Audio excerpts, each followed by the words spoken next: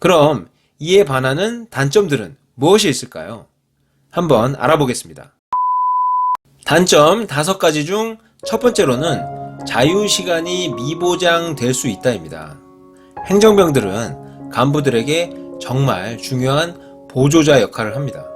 특히 상급 부대로 올라갈수록 중대한 보고 자료 및 브리핑 자료들을 각 부서별로 많이 만들게 되죠.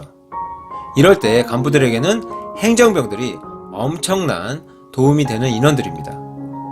보고 자료들의 뼈대는 간부들이 잡고 한두 장, 몇 장 정도 되는 문서들이야 간부들의 힘으로 완성해낼 수 있겠지만 몇십 장, 100몇 장 되는 문서들도 종종 있는데 이건 담당 간부의 힘만으로는 완성해내기 힘들죠.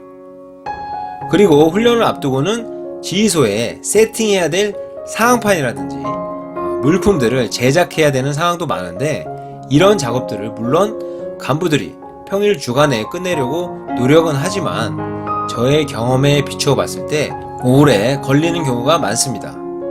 보고 및 브리핑 자료는 일과 이후에도 수정거리가 생기는 경우도 많고요. 그럼 이런 작업의 기한을 지키기 위해서 간부, 행정병 할 것 없이 야간에도 남아서 작업을 하고 주말에도 출근해서 작업을 할 경우가 종종 있습니다. 이럴 때는 행정병들은 병사들의 신분으로 보장받아야 하는 일과 후 자유시간, 주말 자유시간을 보장받지 못하는 경우도 있습니다. 그래서 간부들은 이런 부분의 보상을 위해서 포상휴가, 외출, 외박, 상점, 마일리지를 일의 경중에 따라 주려고 하죠. 하지만 포상으로도 보상이 안 될 만큼 작업 기간이 길거나 작업 횟수가 많은 경우에는 행정병들도 힘이 들 수밖에 없습니다. 간부들 불쌍하니까 일도 같이 해줘야 되고요. 일과 후나 주말에 내무실에서 쉬고 싶고 휴대폰도 하고 싶고 노래방, 탁구장 등 복지시설도 누리고 싶은데 그럴 시간이 적어지는 거죠. 그래서 모든 부서가 비슷하지만 특히 정보과나 작전과 행정병으로 들어갈 경우 제가 말씀드린 사항을 자주 느끼실 수 있을 겁니다. 다음 두 번째로는 자질구레한 일이 많습니다. 군에 모두 필요한 일이지만 예를 들어 작전이나 교육과 행정병들은 교보제 창고를 관리하고 정보과 행정병들은 지도창고, 군수과 행정병들은 물자, 보급창고, 동원과 행정병들은 예비군 물자창고 이런 식으로 창고 관리를 합니다. 이 창고 관리도 생각보다 쉽지 않아요. 각 부대별로 창고들 크기에 차이는 있겠지만 창고들을 행정병 한두 명이 정리하기에는 큰 창고가 많습니다.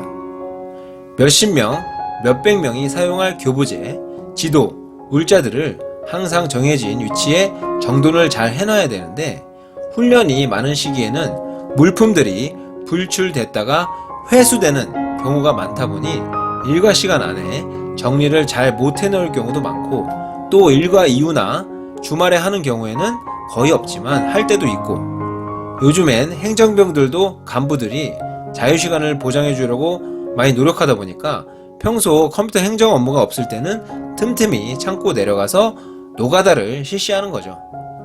사무 업무가 많을 때는 창고 정리할 시간이 정말 부족해요. 그래서 너무 정리가 안 된다 싶으면 간부들이 전투병들을 지원해줘서 같이 정리하기도 합니다.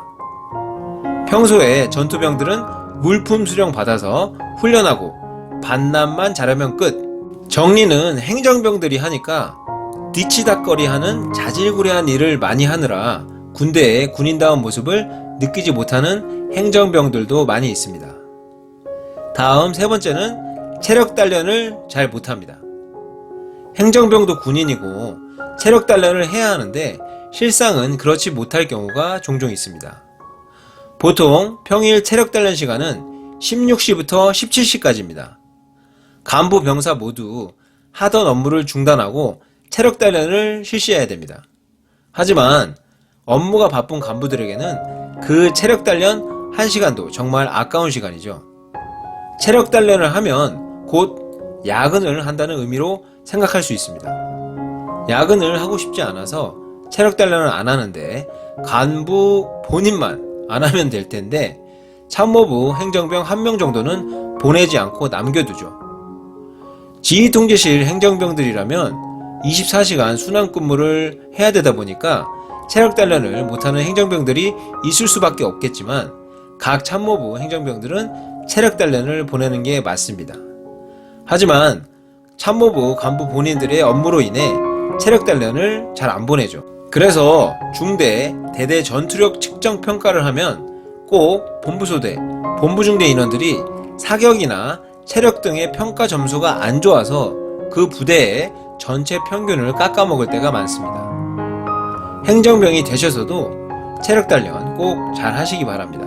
다음 네 번째는 자유롭지 않은 출타입니다. 첫 번째 단점과 비슷한 맥락인데 업무가 바쁜 시기에는 행정병의 출타는 간부들에게 심리적으로 많은 부담을 줍니다. 행정병들도 계급에 따라 가야 되는 정기휴가가 있고 따놓은 포상휴가가 있는데 부대 업무가 바쁠 때와 본인이 휴가 나가고 싶은 시기가 겹치면 나가고 싶을 때 못 나가는 경우가 전투병들보다 많습니다. 그러면 간부들이 이런 일 때문에 부대가 바쁘니 휴가를 좀 미루자 라고 제안하고 울며 겨자 먹기로 미루기도 합니다.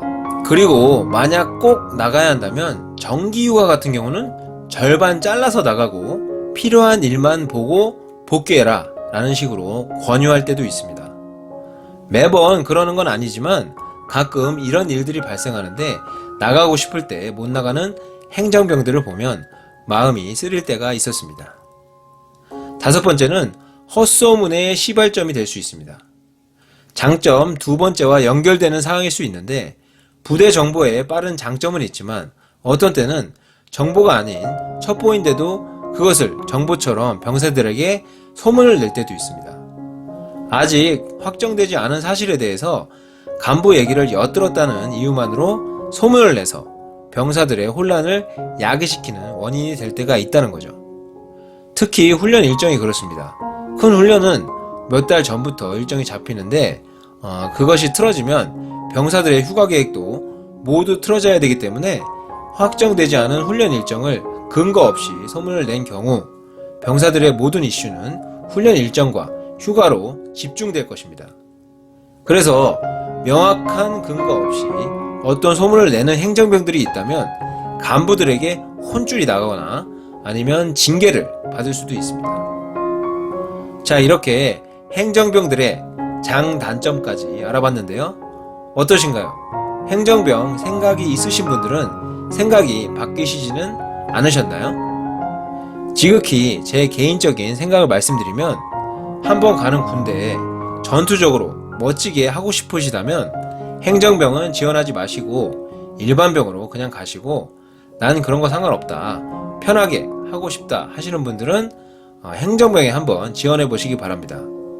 행정병도 경쟁률이 몇 대 몇인지까지는 정확히 모르겠지만 인기 있는 행정병 모집은 엄청 경쟁률이 셀 것이기 때문에 지원한다고 다 되는 것도 아니고 행정병이 되든 일반 전투병이 되든 어떤 좋은 상급자들을 만나느냐 안 좋은 사람들을 만나느냐가 또 엄청 중요하기 때문에 행정병이 된다고 마냥 편하고 좋은 것은 아닐 수 있습니다. 아무쪼록 제 영상이 행정병을 고민하시는 분들께는 도움이 되셨으면 좋겠고요. 또 주변에 군대 갔다 오신 분들 말씀도 참고하셔서 행정병 지원에 대한 판단 잘 해보시기 바랍니다. 그럼 궁금하신 부분이 있으시다면 댓글도 남겨주시고요. 오늘 영상 여기서 마치도록 하겠습니다. 시청해주셔서 감사합니다. 다음 시간에 뵙겠습니다. 시캐!